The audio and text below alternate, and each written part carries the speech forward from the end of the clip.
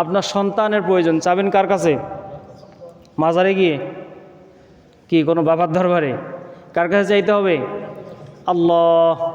সন্তান দেওয়ার মালিক কে? আল্লাহ। আল্লাহ তাআলা বলতেছেন, ইন্নাল্লাহা লা ইয়াগফিরু আইয়ুশরাকা বিহি ওয়া ইয়াগফিরু মা দুনা যালিকা লিমান ইয়াশা। নিশ্চয় আল্লাহ তাআলা শিরকের অপরাধ কশিনকালেও ক্ষমা করেন না। অন্যান্য যত অপরাধ রয়েছে আল্লাহ তাআলা যাকে ইচ্ছা তাকে মাফ করে দিতে পারেন।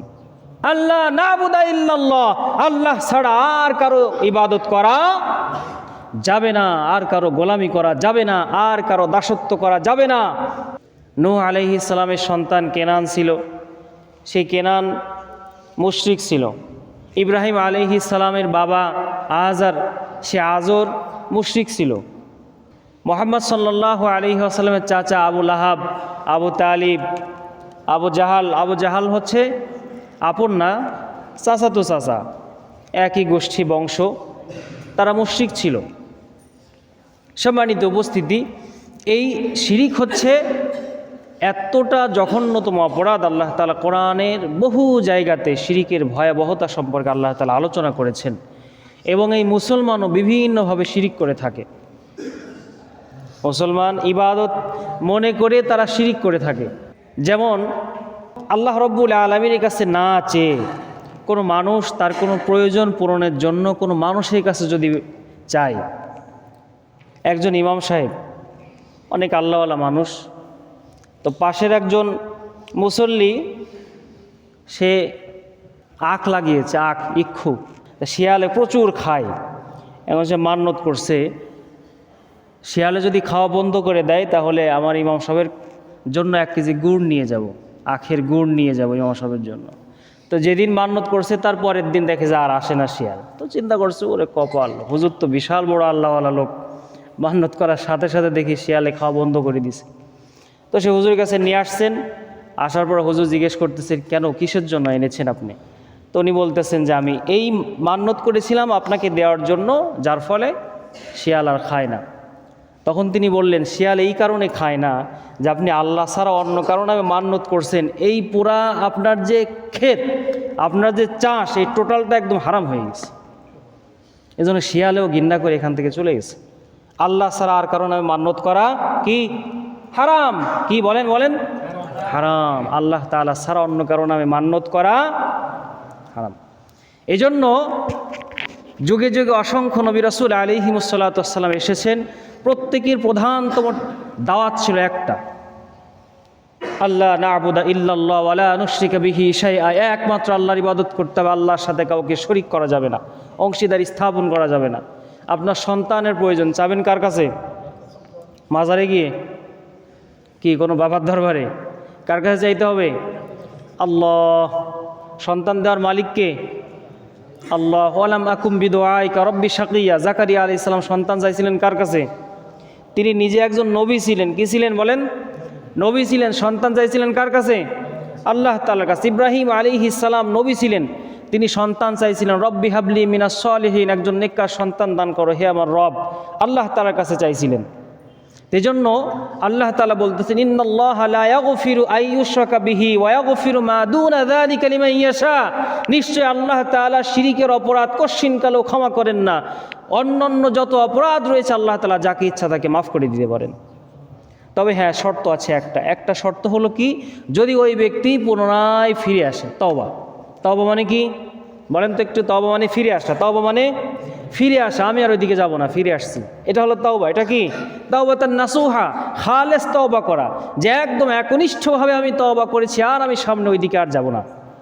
পুনরায় যদি আবার শয়তানের কুমন্ত্রণায় পরিবেশের জন্য যদি কোনো ব্যক্তি চলে যায়, আবারও সে একনিষ্ঠ তওবা করবে। এমন না যে আসলে তওবা করবানি, আস্তে আস্তে করি, আরও তো গুনাহ করা লাগবে না, সামনে তো আরও সময় আছে, মাত্র তো যুবক, বয়স তো এখনও পড়েই আছে। মারা যাচ্ছে কয়জন বৃদ্ধ আর কয়জন যুবক দেখেন তো একটু হিসাব করে। বৃদ্ধ হয়ে মারা যাচ্ছে খুব কম লোক না, বর্তমানে জোয়ান লোক বেশি মারা যাচ্ছে। এই জন্য তওবা হচ্ছে আল্লাহ রব্বুল আলামিনের কাছে, তওবার মাধ্যমে শিরিক থেকে মাফ পাওয়া যায়, এবং ওই শিরিকের দিকে আর কখনো যাওয়া যাবে না, এটা হচ্ছে শর্ত। শিরিক কিভাবে করাই? নমরুদ বলতেছিল, আলাম তারা ইলাল্লাযী হাজ্জা ইব্রাহিম ফি রাব্বিহি আন আতাহুল্লাহুল মুলক, আল্লাহ রব্বুল আলামিনের রাজত্ব সম্পর্কে ইব্রাহিম আলাইহিস সালাম নমরুদকে বলতেছিল যে এই টোটাল রাজত্ব আতাহুল্লাহুল মুলক, সব কিছু আল্লাহ তাআলার, সমস্ত রাজত্ব সব কিছু রব হচ্ছেন একমাত্র আল্লাহ। তো নমরুদ বলতেছে যে না না, আমিও তো রব। মা আলিমতু লাকুম মিন ইলাহিন গায়রি, আরে আমি ছাড়া আর কোনো ইলাহ আছে সেটা তো আমি জানি না, আমার তো জানা নাই সেটা। তো ইব্রাহিম আলাইহিস সালামকে নমরুদ জিজ্ঞেস করতেছে যে তোমার রব কি কি পারেন? ইব্রাহিম আলাইহিস সালাম বলতেছেন যে জন্ম দিতে পারেন এবং মৃত্যু ঘটাতে পারেন, সব কিছু স্রষ্টা এবং তিনিই ধ্বংস করেন, তিনি মৃত্যু ঘটান। তো নমরুদ বলতেছে আরে আমিও তো তাই করতে পারি। ক্বালা ইব্রাহিম রাব্বি আল্লাযী ইউহয়ী ওয়া ইউমীত ক্বালা আনা উহয়ী ওয়া উমীত, আমিও জন্ম দিতে পারি এবং মৃত্যু ঘটাতে পারি। কিভাবে দেখাও তো? ইব্রাহিম আলাইহিস সালাম বলতেছেন কিভাবে দেখাও? তো নমরুদ কি করলো? মৃত্যুদণ্ড প্রাপ্ত দুইজন আসামিকে নিয়ে আসলো, এনে একজনকে হত্যা করলো আর একজনকে বললো যাও তোমাকে আমি ছেড়ে দিলাম। তো নমরুদ বলতেছে এই দেখো আমি একজনকে মৃত্যু দিলাম, একজনকে জীবন দিলাম। তো ইব্রাহিম আলাইহিস সালাম বলতেছেন যাকে তুমি দুনিয়ার থেকে বিদায় করে দিলে, মৃত্যু দিলে, তাকে আবার জীবিত করো তো, কি সম্ভব? তুমি তো নিজেই বললে তুমি জন্ম দাও, হায়াত দান করো এবং মৌত দান করো, তাহলে যাকে এই দুনিয়ার থেকে বিদায় করে দেওয়া হলো তাকে আবার জীবিত করে দেখাও। চুপ হয়ে গেছে। ইব্রাহিম আলাইহিস সালাতু ওয়াস সালাম ক্বালা আনা উহয়ী ওয়া উমীত ক্বালা ইব্রাহিম ফাইন্নাল্লাহা ইয়াতি বিশ-শামসি মিনাল মাশরিকি ফাতি বিহা মিনাল মাগরিবি ফাবুহিতাল্লাযী কাফার। ইব্রাহিম আলাইহিস সালাতু ওয়াস সালাম বলতেছেন আমার রব তো তিনি যিনি প্রতিদিন সূর্যকে পূর্ব দিক থেকে ওঠান এবং পশ্চিমে অস্তমিত করান। তোমার যদি এত ক্ষমতা থাকে, তুমি যদি স্রষ্টা হও, তুমি যদি ইলাহ হও, একদিন অন্ততপক্ষে দেখাও তো পশ্চিমে উদয় হোক এবং পূর্ব দিকে অস্তমিত হোক, আমরা দেখতে চাই তোমার আদেশে। তোমার যদি সব ক্ষমতা থাকে, এত ক্ষমতা তোমার, দেখাও তো দেখি। আল্লাহ তাআলা ফাবুহিতাল্লাযী কাফার ওয়াল্লাহু লা ইয়াহদিল কওমাজ জালিমিন। আল্লাহ তাআলা বলেন যারা কাফের তারা কখনো এর পরেও ঈমান আনে না।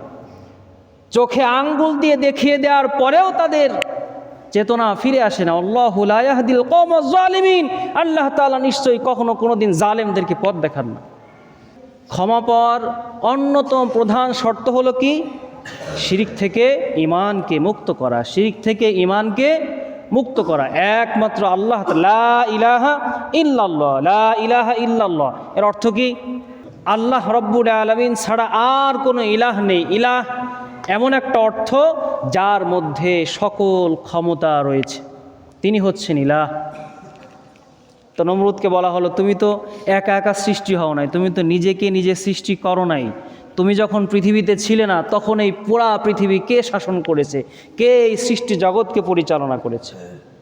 তিনি হচ্ছেন ইলাহ, যিনি আগেও ছিলেন, এখনও আছেন, সামনেও থাকবেন, সকল কিছুর উপরে যার ক্ষমতা বিরাজমান।